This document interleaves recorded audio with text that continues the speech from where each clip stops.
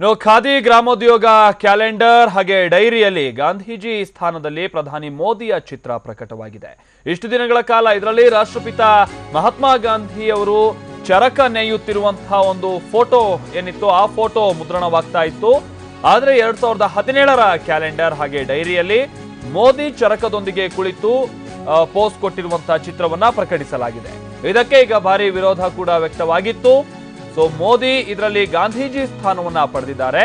ಅವರು ಮಹಾತ್ಮರನ್ನ ಬದಲಾಯಿಸೋಕೆ ಮುಂದಾಗಿದ್ದಾರೆ ಅಂತೇಳಿ ಕಾಂಗ್ರೆಸ್ ಸೇರಿದಂತೆ ಹಲವರು ವಿರೋಧವನ್ನ ವ್ಯಕ್ತಪಡಿಸಿದ್ರು. ಇದಕ್ಕೆ ಇವತ್ತು ಬಿಜೆಪಿ ಸ್ಪಷ್ಟನೆಯನ್ನ ಕೊಟ್ಟಿದೆ. ಈ ಬಗ್ಗೆ ಪ್ರತಿಕ್ರಿಯಿಸಿರುವಂತಹ ಬಿಜೆಪಿ ವಕ್ತಾರ ಸಂಬಿತ್ ಪಾತ್ರ ಅವರು ಗಾಂಧೀಜಿ ಅವರ ಸ್ಥಾನ ಪಡೆಯೋಕೆ ಯಾರಿಂದನೂ ಕೂಡ ಸಾಧ್ಯವಿಲ್ಲ. ಗಾಂಧೀಜಿ ಹಾಗೆ ಅವರ ವಿಚಾರಗಳು ನಮ್ಮ ದೇಶದ ಆತ್ಮವಿದ್ದಂತೆ. ಅವರು ನಮ್ಮ ಹೃದಯದಲ್ಲಿದ್ದಾರೆ, ನಮ್ಮ ಕೆಲಸಗಳಲ್ಲಿದ್ದಾರೆ. ನಾವೆಲ್ಲರೂ ಕೂಡ ಒಟ್ಟಾಗಿ ಇರುವುದು ಗಾಂಧಿ ತತ್ವಗಳ ಆಧಾರದ ಮೇಲೇನೆ ಅಂತ ಹೇಳಿದ್ದಾರೆ. ಅಲ್ಲದೆ ಮಹಾತ್ಮರ ಫೋಟೋವನ್ನ ಬದಲಾಯಿಸಿರೋ ಬಗ್ಗೆ ಕೆಲವರು ಅನಾವಶ್ಯಕ ಆರೋಪವನ್ನ ಮಾಡ್ತಾ ಇದ್ದಾರೆ. ಗಾಂಧೀಜಿ ಹೆಸರನ್ನ ಒಂದು ಕುಟುಂಬ ಇಷ್ಟು ವರ್ಷಗಳ ಕಾಲ ರಾಜಕಾರಣಕ್ಕೆ ಬಳಸ್ಕೊಂಡಿದೆ. ಆದ್ರೆ ಬಿಜೆಪಿ ಹಾಗೆ ಮೋದಿ ಗಾಂಧೀಜಿಯನ್ನ ರಾಜಕೀಯ ಕಾರಣಕ್ಕೆ ಬಳಸ್ಕೊಂಡಿಲ್ಲ.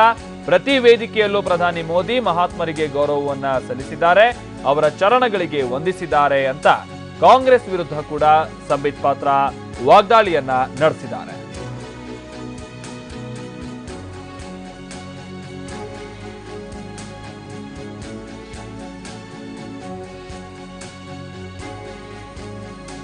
ಖಾದಿ ಗ್ರಾಮೋದ್ಯೋಗ ಕ್ಯಾಲೆಂಡರ್ ಹಾಗೆ ಡೈರಿಯಲ್ಲಿ ಗಾಂಧೀಜಿ ಸ್ಥಾನದಲ್ಲಿ ಪ್ರಧಾನಿ ಮೋದಿ ಅವರ ಚಿತ್ರ ಪ್ರಕಟವಾಗಿರುವಂತಹ ವಿಚಾರಕ್ಕೆ ಸಂಬಂಧಪಟ್ಟಂತೆ ಬಹಳಷ್ಟು ಟೀಕೆಗಳು ವ್ಯಕ್ತವಾಗ್ತಾ ಇತ್ತು.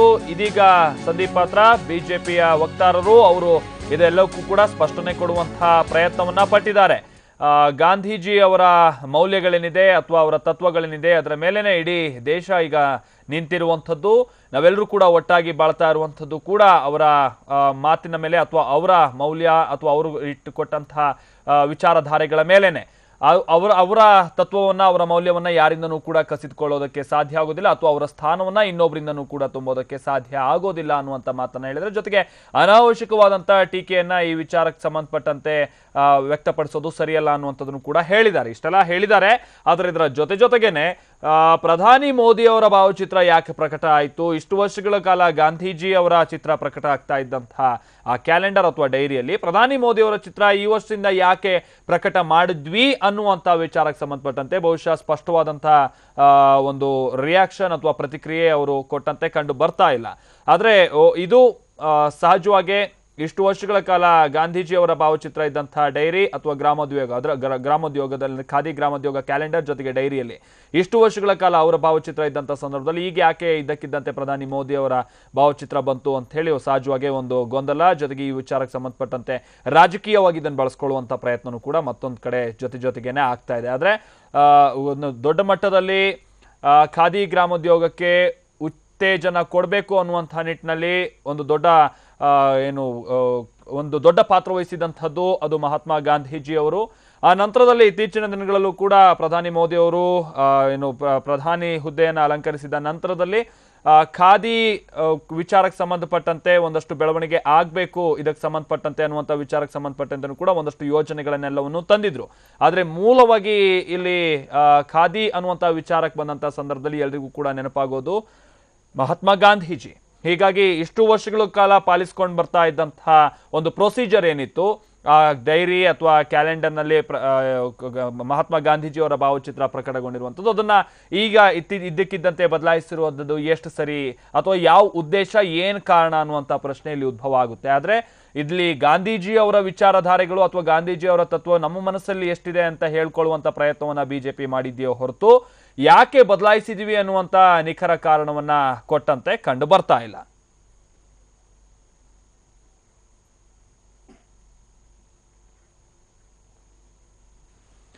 ಖಾದಿ ಉದ್ಯೋಗ ಇತ್ತೀಚಿನ ದಿನಗಳಲ್ಲಿ ಒಂದು ಹಂತಕ್ಕೆ ಕುಸಿತಾ ಇದೆ. ಖಾದಿಯನ್ನ ವಿಶ್ವಮಟ್ಟದಲ್ಲಿ ಪರಿಚಯಿಸುವಂತಹ ನಿಟ್ಟಿನಲ್ಲಿ ಒಂದಷ್ಟು ಬೆಳವಣಿಗೆ ತರಬೇಕು ಅನ್ನುವಂಥ ನಿಟ್ಟಿನಲ್ಲಿ ಪ್ರಧಾನಿ ಮೋದಿ ಅವರು ಒಂದಷ್ಟು ಯೋಜನೆಗಳನ್ನ ಇತ್ತೀಚಿನ ದಿನಗಳಲ್ಲಿ ತಂದಿದ್ದಾರೆ. ಆದರೆ ಖಾದಿ ಗ್ರಾಮೋದ್ಯೋಗ ಕ್ಯಾಲೆಂಡರ್ ಹಾಗೆ ಡೈರಿಯಲ್ಲಿ ಗಾಂಧೀಜಿಯವರ ಭಾವಚಿತ್ರವನ್ನ ಹೊರತುಪಡಿಸಿ ಅವರ ಭಾವಚಿತ್ರವನ್ನ ಪ್ರಕಟಿಸುವಂತಹ ಅವಶ್ಯಕತೆ ಏನಿತ್ತು ಅನ್ನುವಂತಹ ಪ್ರಶ್ನೆ ಇದೀಗ ಉದ್ಭವ ಆಗ್ತಾ ಇದೆ. ಆದರೆ ಇದನ್ನ ಬೇರೆ ಬೇರೆ ರೀತಿಯಾದಂತಹ ರಾಜಕೀಯ ಕಾರಣಕ್ಕಾಗಿ ಪ್ರತಿಪಕ್ಷಗಳು ಬಳಸ್ಕೊಳ್ತಾ ಇದ್ರು ಕೂಡ ಸ್ಪಷ್ಟನೆ ಕೊಡುವಂತಹ ಪ್ರಯತ್ನದಲ್ಲೂ ಕೂಡ ಬಿಜೆಪಿ ಯಾಕೆ ಬಳಸ್ಕೊಂಡಿದ್ದೀವಿ, ಯಾರು ಈ ರೀತಿಯಾದಂತಹ ಒಂದು ಐಡಿಯಾ ಕೊಟ್ಟಂತವರಾಗಿರ್ಬೋದು ಅಥವಾ ಈ ರೀತಿಯಾದಂತಹ ಫೋಟೋವನ್ನ ಬಳಸ್ಕೊಳ್ಳೋಕೆ ಏನ್ ಕಾರಣ ಆಯ್ತು ಅನ್ನುವಂತಹ ಸ್ಪಷ್ಟನೆಯನ್ನ ಕೊಡುವಂತಹ ಪ್ರಯತ್ನಕ್ಕೆ ಅವರು ಮುಂದಾದಂತೆ ಕಂಡು ಬರ್ತಾ ಇಲ್ಲ. पहली बार गांधी जी को रिप्लेस कर दिया गया, तो दो बातें यहां स्पष्टतः बताना होगा कि कानून उल्लंघन जैसे दिखाया जा रहा था, मानो कानून का उल्लंघन हुआ, तो कानून का उल्लंघन नहीं हुआ। और मैंने आपको 6 ओकेजन्स गिनवाए जब ये पहले भी हुआ था। तो इसलिए ये जो भ्रामक स्थिति बताई जा रही है कि गांधी जी को रिप्लेस करने की कोशिश की गई, पहली बार ये बात नहीं है। एक तो गांधी जी को कोई रिप्लेस कर नहीं सकता, ऐसी सोच भी किसी के मन में नहीं आ सकती, क्योंकि वो हमारे आत्मा है, आत्मा को कभी कोई रिप्लेस नहीं कर सकता। और दूसरी बात 1996, 2002, 2005, 2011, 2012 और 2013 में ऐसा हुआ है, क्योंकि अगर कानून ऐसा कुछ होता तो स्वाभाविक रूप से 6 वर्ष जो मैंने गिनवाए वैसे नहीं हो पाता।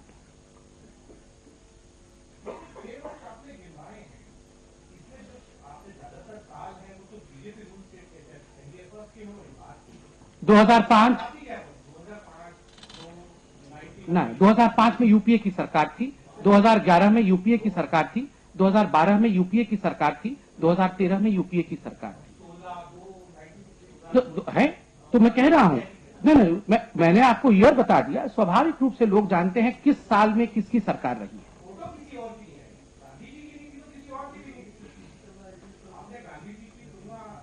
ना देखिए, गांधी जी की तुलना, मैंने कहा बार बार, Gandhi ji is irreplaceable, he can never be replaced, he is irreplaceable.